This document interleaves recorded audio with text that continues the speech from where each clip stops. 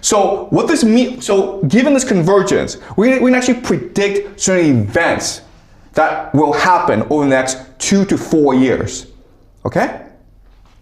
Because they all want these things to happen together, all right? So let's look at some quick predictions.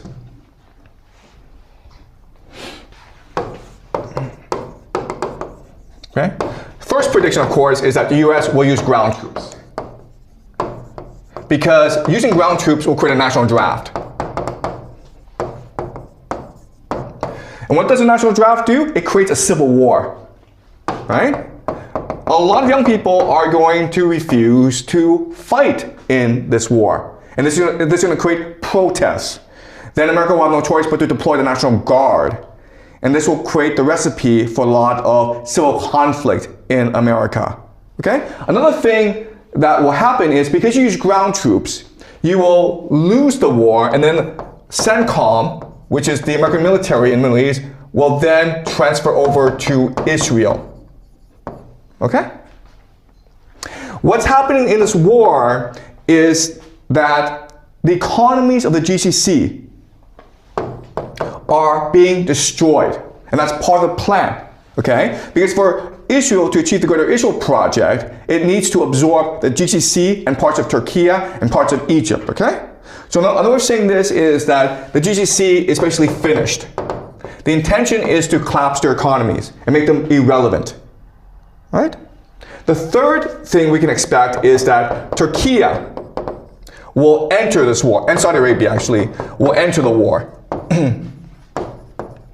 Because you want to use this war to weaken opposition to these eschatologies as much as possible. Okay? So Turkey and Saudi Arabia will enter this war, and they will suffer tremendously because of their participation.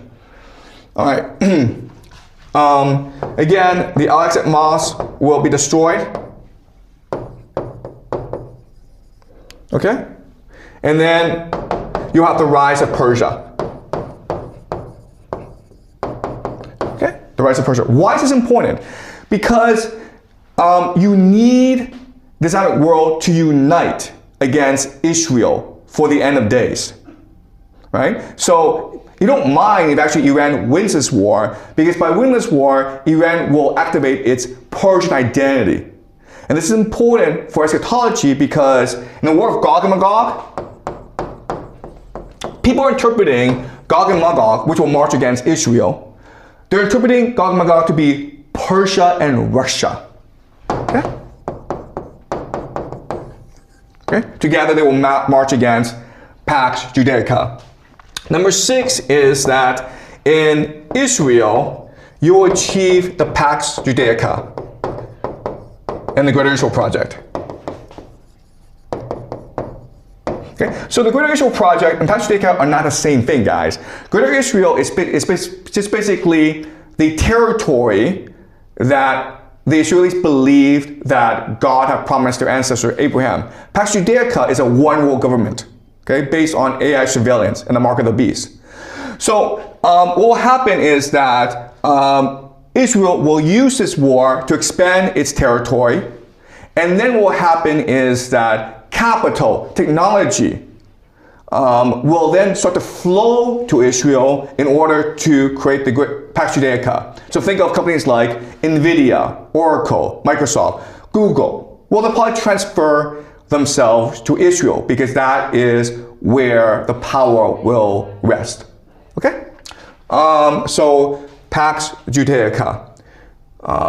Then you will have Russia winning the war in Ukraine, okay? And then return Greeks to Constantinople. Basically, another way of saying this is, it is possible that the Greeks go to war against Turkey, and then Russia supports the Greeks and return the Greeks to Istanbul, okay? But then you're like, wait a minute, Turkey is a NATO member.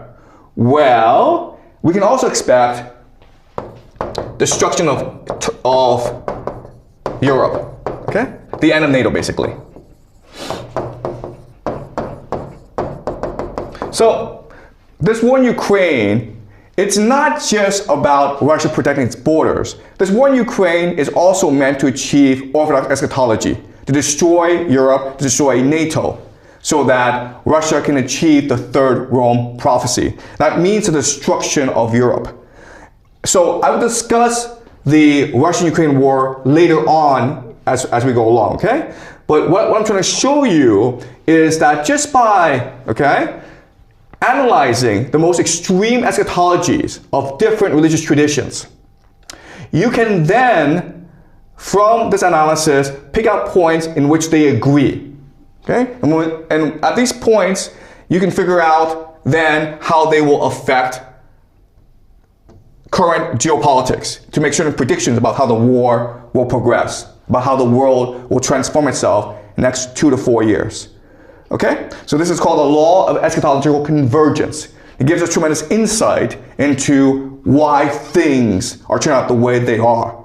Okay? Because again, I keep on saying this, but purely from a geopolitical perspective, purely from a realpolitik perspective, this war in Iran makes no sense. But if you look at it from an eschatological perspective, then it makes perfect sense. Okay? Any questions? Yes.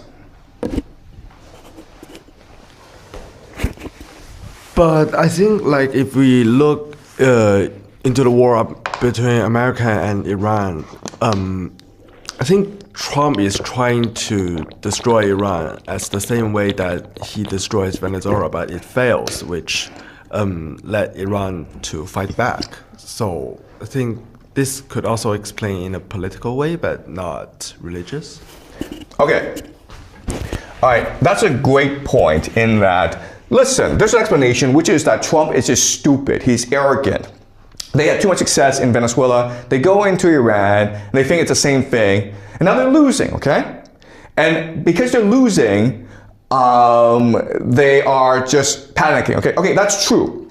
And if this explanation is true, then what will happen, what we can expect to happen is that Trump declares victory and goes home.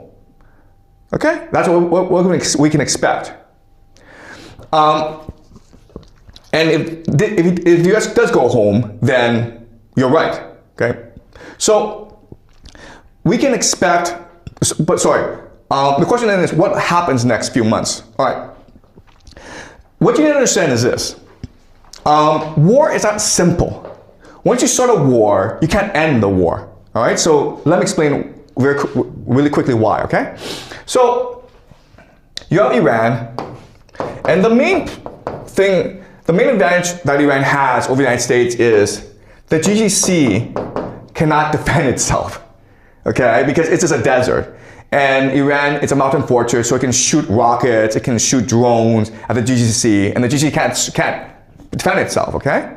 Before they thought these US bases could defend against Iran, but now you recognize these US bases can't defend themselves either, okay?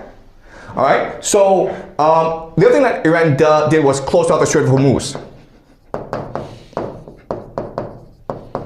Okay, they closed out the Strait of Hormuz. And this is important because the GCC then exports oil to Asia and gets back food, okay? So the GCC basically requires the Strait of Hormuz in order just to survive, okay? Now, let's just say that US, Donald Trump's like, you know what, screw this. This is a stupid war. The Middle East is stupid. We're gonna go home, okay? What happens now? What happens is that Iran says to GCC, hey man, you attacked us. You destroyed our infrastructure. You destroyed our economy. You have to pay a compensation, okay? Right? Also, hey man, now we control the Strait of Hormuz, so if you want to use Strait of Hormuz, you have to pay us a toll. You have to pay us a tax. Right? So all this money of the GCC, before it's going to the United States to fuel the US economy, now where does it go? It goes to Iran. Right? That's a lot of money, man. We're talking about trillions and trillions of dollars. And what will Iran use with this money? It will use this money to repair its economy. So in 5 to 10 years, this is going to be an economic miracle. where now Iran is able to industrialize really fast. And as a result, what's going to happen? What's going to happen is that the United States leaves the Middle East, Iran becomes the superpower and controls the entire Middle East, right? Now Israel has nuclear weapons.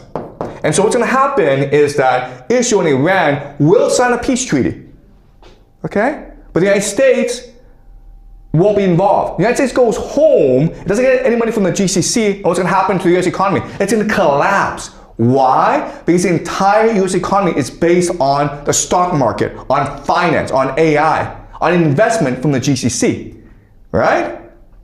So the question then is, can the Americans go home? The answer is, no, they can't. Because if they go home, their economy is going to collapse, and the people are going to have a revolution anyway. So you're better off sending people to Iran than have the people in America cause a revolution, right? Okay? So you're right in that it's possible that Donald Trump made a mistake, but it doesn't matter if it was intentional or accidental. You have the same outcome. And strangely enough, this outcome that you have matches that, aligns with these different eschatologies in the world. Okay, does that make sense? Okay, all right. Any more questions? All right, okay, so we'll continue this next week, guys, okay?